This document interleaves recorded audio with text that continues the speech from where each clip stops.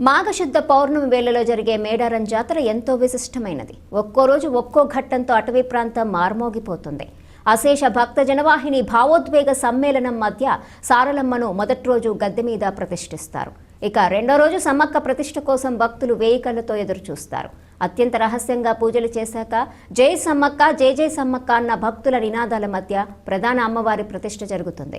రెండేళ్లకోసారి సమ్మక్క పండుగ జరుగుతూ ఉంటుంది. జాతర జరిగే సంవత్సరంలో గిరిజనులకు ఏడాది పొడుగునా సమ్మక్క ధ్యాసే ఉంటుంది.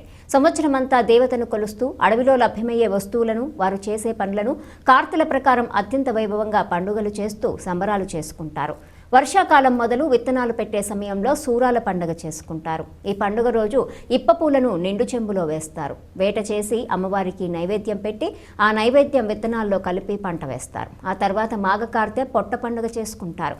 కొత్త ధాన్యం తెచ్చి అమ్మవారి ముందు మొక్కుగా సమర్పించి ఆ తర్వాత కుల పెద్దలు తింటారు.